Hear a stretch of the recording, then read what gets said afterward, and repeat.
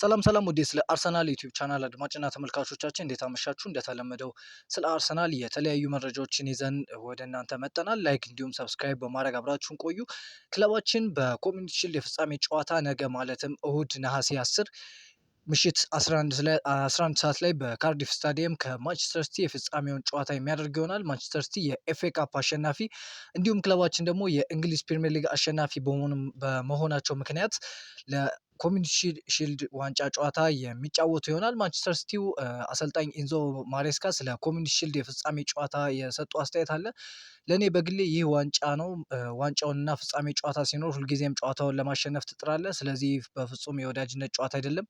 የመጀመሪያው ዋንጫ ለማሸነፍ የቻለንን ሁሉ የምናደርግበት ውድድር ነው ሲል አስተያየቱ ሰጥቷል። እና በተለይ በቸልሲ ቤት በነበረበት ሰዓት በዓለም ክለቦች ዋንጫ ያን ፒኤስጂ ቲም እንዴት አፈራርሶ እንዳሸነፈ የምናስታውሰው ነው እና በታክቲክ ላቅ ያለ አሰልጣኝ ነው ኢንዞ ማሬስካ። በነገው ጨዋታ ክለባችንን ማንቸስተር ሲቲ በፊቱ በተመሳሳይ እንደሚፈትነው ይጠበቃል።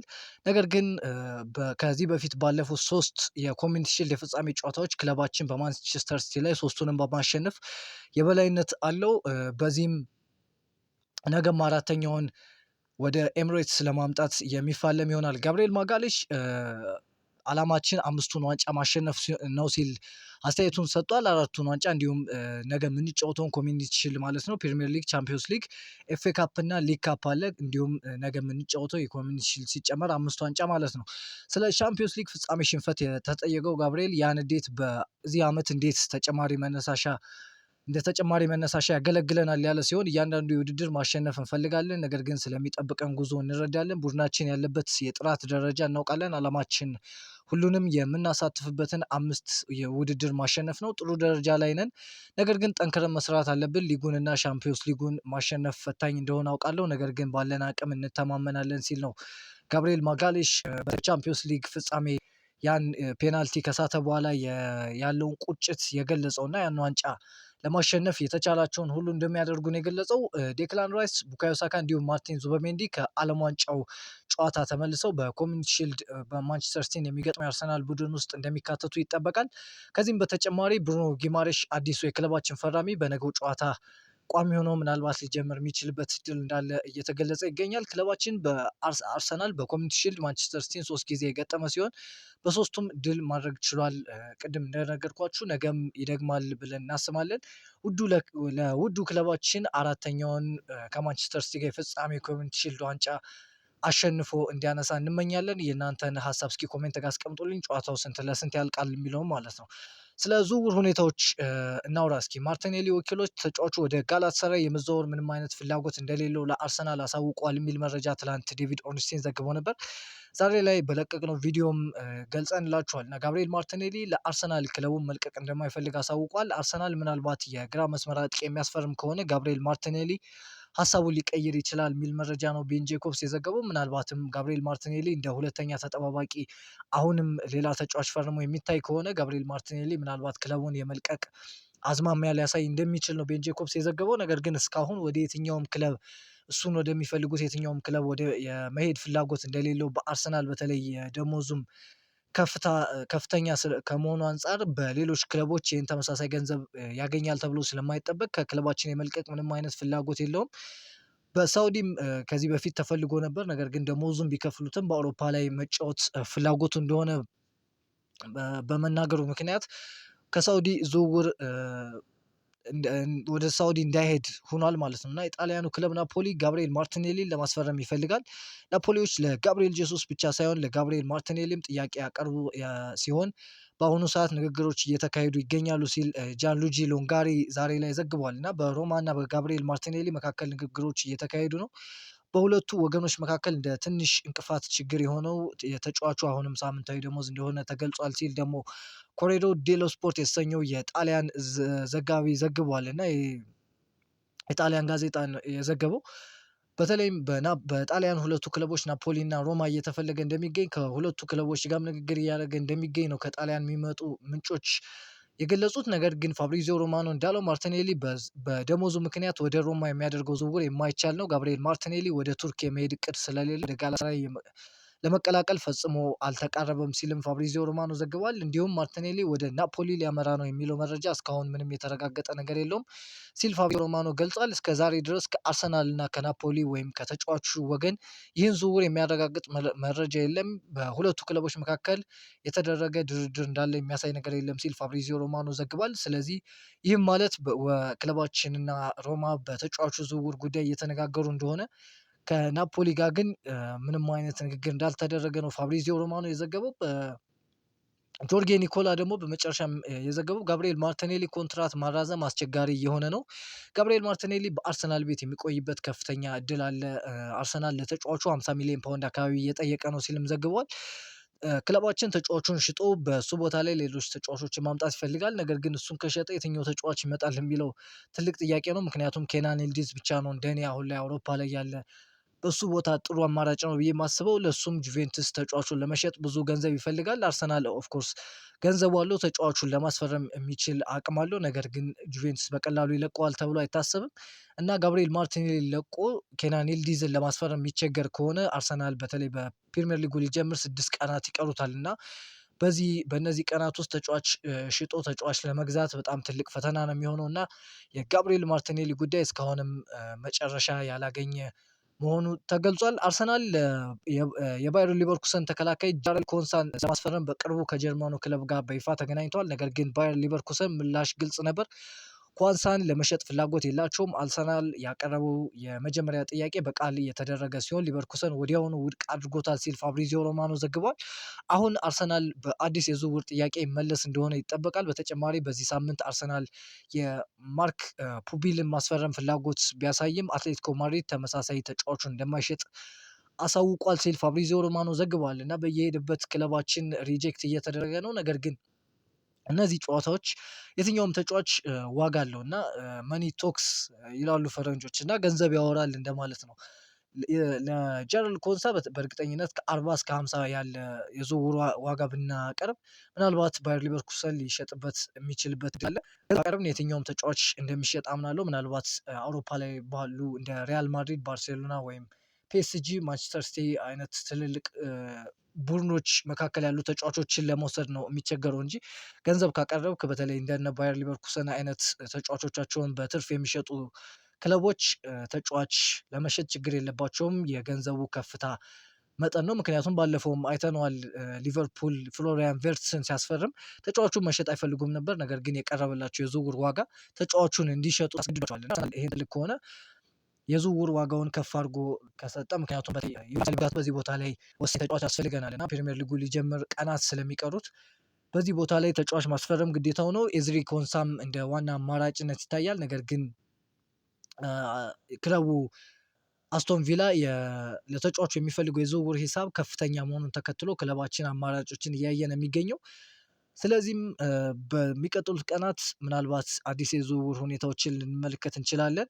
ግልጽ የሆነ የውስጥ ውሳኔ ጃሬል ኮንሳ በአሁኑ ጊዜ ለሽያጭ አልቀረበም የሚል መረጃም የስካይ ስፖርት ጀርመን ዘጋቢ ፍሎሪያን ፕላተንበርግ ዘግቧል እና እንዳልኩት ነው አርሰናል ጥሩ የዝውውር ሂሳብ የሚያቀርብ ከሆነ ባየር ሊቨርኩሰን ተጫዋቹን ይሸጠዋል ያስባለሁ።